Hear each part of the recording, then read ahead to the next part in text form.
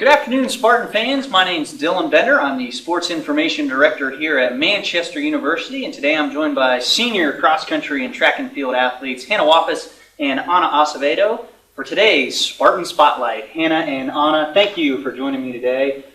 First thing that I want to jump into this afternoon is the 2020 HCAC Indoor Track and Field Championships.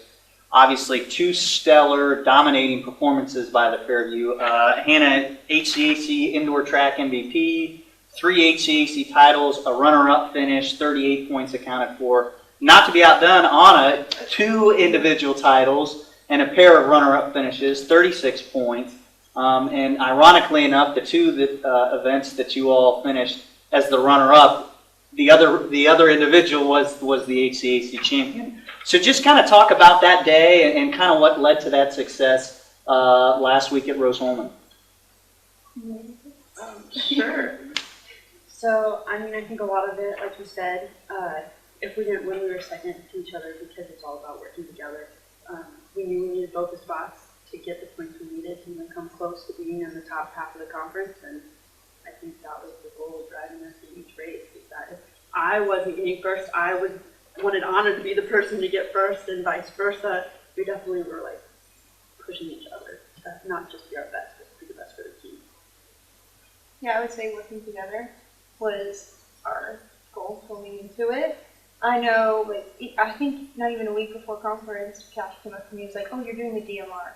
I was like, "Oh, okay." But I was nervous, but I knew I wanted to do it for the team, and I knew if we had a shot at maybe coming close to maybe winning the title, that I would have to do everything I could to either win, get second, or get in the top 3 to score as many points as possible. So the week of the HCAC Indoor Track and Field Championships, was there anything different about your preparation kind of leading into that? Obviously getting thrown into the DMR a little bit last second, did that affect your mentality at all kind of going into Saturday's meet?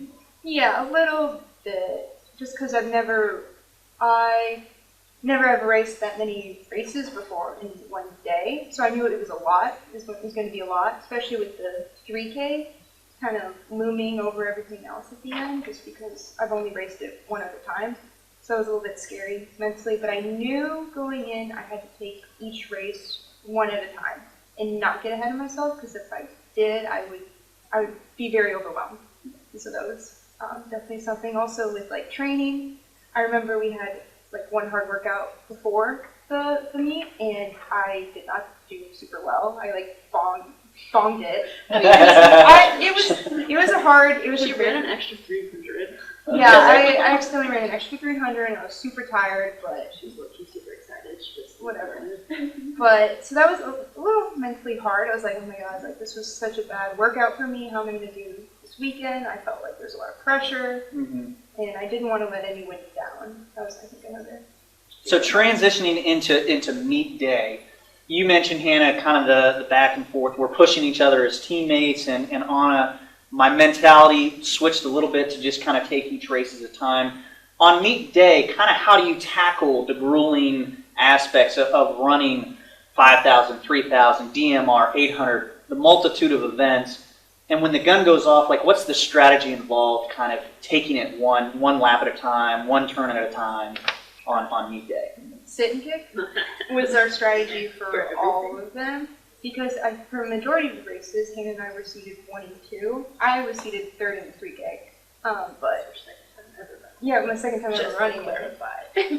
But she got second. Yeah, which is cool. Because she's dope. Yeah, but and we had really good times going in, and we knew that to kind of save our energy, as well as the best strategy for us was to kind of lay back and maybe let someone else lead and wait until maybe the last 200 Pick your opportunity to kind of make that big kick. Big kick, and I knew Hannah and I were very fast. I think we had a lot of good turnover, and so we knew that was probably the best strategy to either win or get second in those races. Awesome. Well, 74 of your 113 points on the women's side accounted for. That's 65%. That's very, very impressive. So big kudos on that day. And with only a couple of indoor meets left this season, and as we kind of transition to the outdoor season, what do you want to carry over to your final outdoor seniors season? Both of you being seniors, there's only a handful of meets left. How do you want to carry that momentum from the 2020 indoor championships to the other 2 indoor meets this year and also into outdoor season? I think that definitely still like these last 2 meets are both considered last year's meets, which would be either just trying to run PR or trying to qualify for nationals, whichever happens. I mean, it's been an exciting season, so we can be thankful for what we've done already. And then looking into outdoor, I think every meet from here on is preparing for outdoor conference. So just staying fit, staying healthy, keeping our quick speed as well as our endurance. I mean, it's a lot, but I mean, we don't really change anything from indoor to outdoor as far as like training and things go. Yeah, keep the momentum going and maybe look to win some HCAC titles, hopefully. Yeah. I mean, outdoor is definitely a better opportunity for our team because of the distance events, and then we have the 10K, which most of our teams can run and hopefully hit the qualifying standards. So I mean, just pushing that for our teammates to want to score points and want to be a part of something bigger than what they're doing. And as time continues to move forward, as you get to outdoor season, the end of the academic year is quickly approaching. So with the both of you being seniors and your time at Manchester unfortunately coming to an end, just speak about the Manchester experience. How has the cross-country community, the track and field community, how has that helped your athlete or development not only as an athlete, but also as a student here at Manchester? I think for me, it's been a lot. Manchester has given me a lot, I think, academically, but also athletically. Coming in to Manchester, I was not all about running or like maybe academics. I knew I had to go to college, but I was like, I don't really want to be here. And so it was a little struggle for a couple of years trying to find it. Making that adjustment to the next level. Yeah, and I think I did cross country and track, I think, because it was familiar. I did in high school, but I didn't love it. But I found that some of my best friends were on the team, and so and they were really motivating to do well academically, but also athletically, and so I think that really helped me want to be better. And then academically, it's a great school. I really enjoyed my classes, a lot of my professors too. I've been really close with them, and they keep up with my needs and stuff and how I'm doing, and so that's been so cool. I've never had a professor or teacher care about me so much academically, but also athletically. And I want to follow up because your development as an athlete has been pretty remarkable. Just speaking with Coach Cashdeller earlier in the week, as an underclassman, your times were getting better, but you were a little bit lower on the time charts, and now the maturation and the progress. Just talk about your career as a whole to kind of going from kind of just casually doing it to being committed, and then now being an HCAC champion, kind of going into your final outdoor season. Yeah, I think it goes back to my best friends on the team, right? And so Hannah, I think seeing her development the past 4 years, she's had a lot of success, and it's kind of wow, she's doing well. I want to do well too. And also my friend Emily Ewan, she's been through a lot of injuries and stuff, but she's always been motivated to run. She's kept going these last couple of years through injury, and that's been really motivating. And just the team culture as well is everyone's super focused and dialed into the program. And I think Cash Dollar is super dialed into you as well as an athlete, no matter where your level is.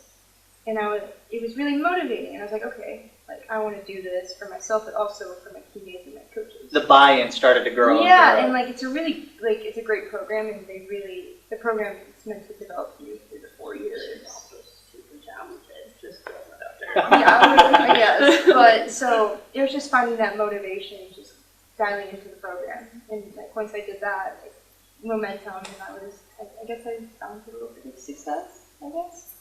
Yeah. So it took a while. It took I think 2 years of struggling, and now I'm having that success. And I don't know, people see the success today, but they don't know that it's been a struggle. Yeah, the work that goes in, everything that the people on the outside level don't see. That's awesome. Yeah.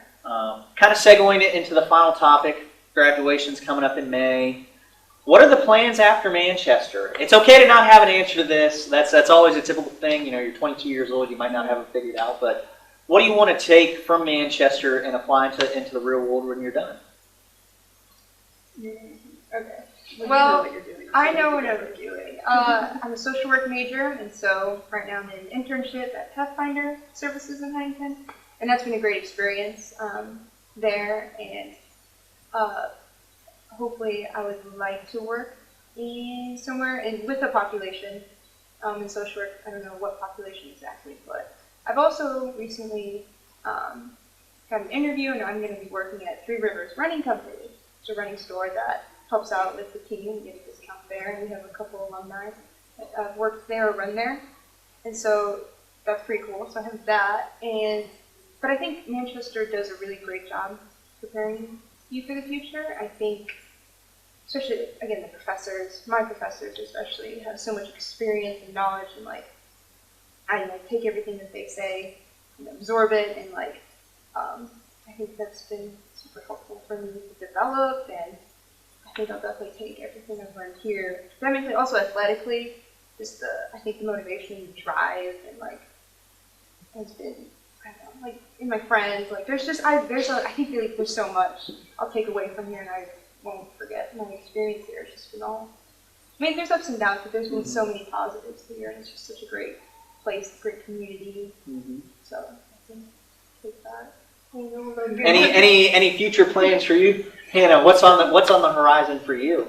Good question. So, I'm also more social work oriented. I have a degree in gerontology and a minor in gerontology and a minor in psychology, and then I have a degree in educational studies. And so I'm on the counseling track, so I'm very set up whether it be young children, elderly individuals, to be an advocate for other people. So I am currently interning at Peabody Retirement Community and kind of dabbling in some geriatric knowledge. And so hopefully after graduation I'll be doing something along those lines, but I haven't really been super looking into it yet, just trying to make the graduation. One day at a time, right? That's right. Usually how it is. Awesome. Well, I appreciate both the time that you've shared with me today. Today's Spartan Spotlight, Hannah Wappes and Acevedo. Be sure to look for them this outdoor season.